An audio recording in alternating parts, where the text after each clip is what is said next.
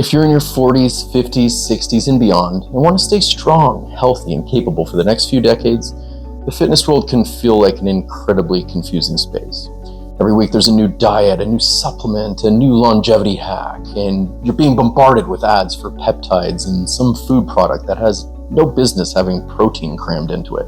But if I had to start from scratch today, knowing everything that I've learned over the past 30 years of coaching people, the truth is I would just focus on a few things, not 50 things, not 25 things, not biohacks, not tracking 700 different metrics in a watch, or wearing some creepy looking attachable device straight out of a Black Mirror episode. Just the fundamentals that actually determine whether you stay capable as you age. So in this video, I'm going to walk you through exactly what I would focus on if my goal was simply to stay strong, stay healthy, and become what I call a durable human. Now, before we get into the practical stuff, I want to share something with you. I was someone that didn't have a lot figured out early in life. Heck, I still don't have it all figured out. But I feel like I took a long time to hit my stride. In many ways, I've been a late bloomer. I've made plenty of mistakes. I've had periods of time where I wasn't taking care of myself the way I should have. Times where my habits, my health, being responsible for my overall well-being weren't where they needed to be. And I know what that feeling is like, the gnawing regret of thinking I should have started earlier, I should have taken better care of myself. And the guilt and shame of avoiding those things to improve my life ironically paralyzed me into further inaction. So if you are in your 40s, your 50s, your 60s and beyond and feel like you're behind, I want you to hear something. I feel you. There is absolutely no shame in starting late. There is no shame in starting over. And there is no shame in having fallen off from a health standpoint. In fact, deciding to change direction now is one of the bravest choices you can make. I see it all the time. Clients will come to me feeling embarrassed and actually apologize for where they are. They say things like, I should know better. I can't believe I let myself get here. But wanting to improve your health is not something to be embarrassed about. It's something to be proud of. So if you landed on this video, it means something important to you. And it means a lot to me. I get it. Your health matters to you, even if you haven't been living in a way that reflects that yet. And the good news is that the body is incredibly adaptable. You can rebuild strength. You can rebuild health. You can rebuild capacity. And that's exactly what this channel is about, helping people become durable humans. But first, let's talk about the main goal. The real goal is health span, not so much lifespan. Most people talk about living longer, but what they actually mean is that they want to live better longer.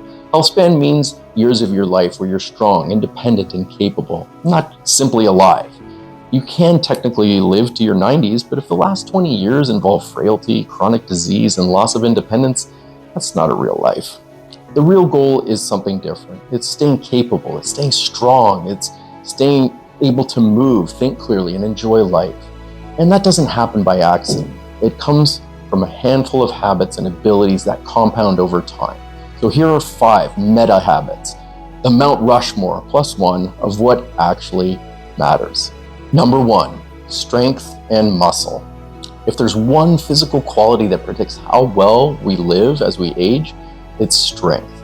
Strength protects almost everything. It protects bone density, metabolic health, mobility, balance, and therefore independence.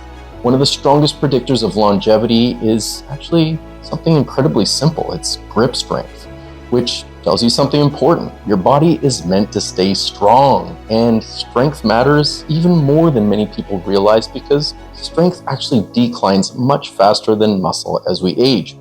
Research shows that by the time people reach their mid-70s, muscle mass typically declines at the rate of 0.8 to 1% every single year from the age of 40. But strength declines even faster than that, about 3 to 4% a year per men and roughly 2.5 to 3% in women.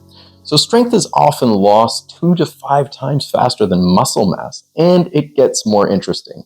The ability to produce force quickly, what we call power, tends to decline even faster than strength. Power can drop 2 to 4% per year after the age of 40.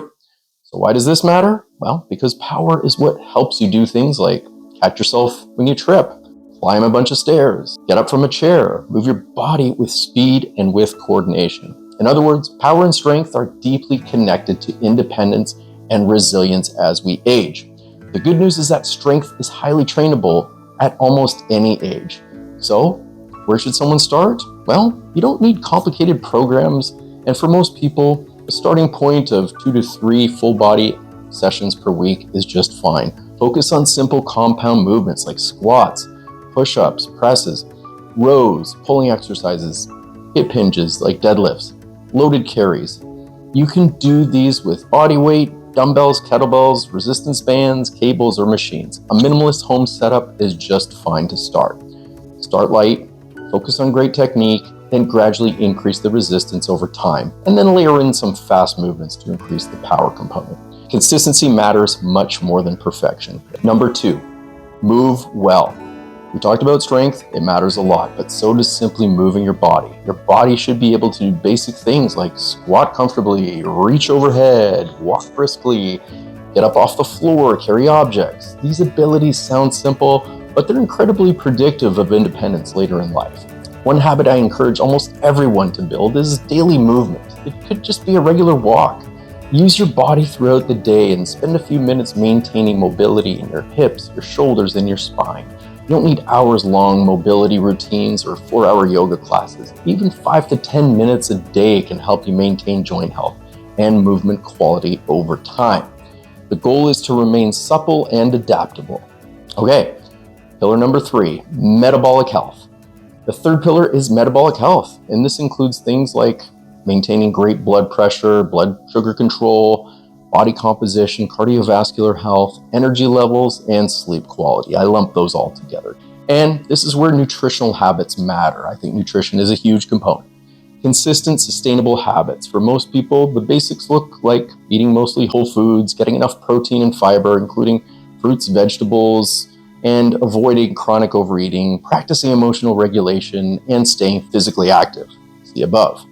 You don't need a rigid diet, but more cooking from home and less takeout, prioritizing all these nutrient-rich foods is going to go a long way. It doesn't have to be perfect, but start now with small habits and build from there. Just make better decisions more of the time. Okay, pillar number 4, your mindset. Here we go. Your beliefs about aging actually influence how much you age. Research has shown that people who have more positive beliefs about aging tend to live an average of 7.5 years longer. 7.5. Why? Because the mindset shapes the behavior. And if you begin to decline, you stop investing in yourself. You move less, you try less, you disengage. But if you believe capability is still possible, guess what? You keep showing up, you keep training, you keep learning, you keep building. The goal isn't pretending aging doesn't exist. So instead of saying things like, it's all downhill from here, I'm just gonna wither away, you may say something to the effect of, this feels hard because it's new, not because it's impossible. My body still responds to training. It just responds differently. Skill and strength are still learnable. I can still grow. I can still learn. The goal is recognizing that your capacity to improve is far greater than you think. Now, lastly, number 5, relationships and connection. The final pillar might actually be the most important one, relationships. Strong social connections are consistently associated with longer life, better mental health, lower disease risk, and greater life satisfaction, full stop. Humans are social creatures. Friendships matter. Family and community matter. Meaningful conversations matter. Health isn't just about exercise and healthy eating. It's about connection. It's about belonging. It's about purpose. So investing in relationships isn't a luxury. It's a fundamental part of long-term well-being. 2 of the most important questions you can answer: who do I love and who loves me? So if I were starting over at 40, 50, or 60, I wouldn't chase biohacks. I would obsess over the basics, right? Building strength, maintaining muscle, moving well, staying active, supporting your metabolic health with simple nutrition and sleep habits, adopting a mindset that sees aging as an opportunity to keep improving, and invest in meaningful relationships. Those habits compound over time, and together they form the foundation of what being a durable human is all about. So thank you so much for being here. And if you want to take a quick durable human assessment, it only takes 3 minutes. There's a link below. Thank you for being here.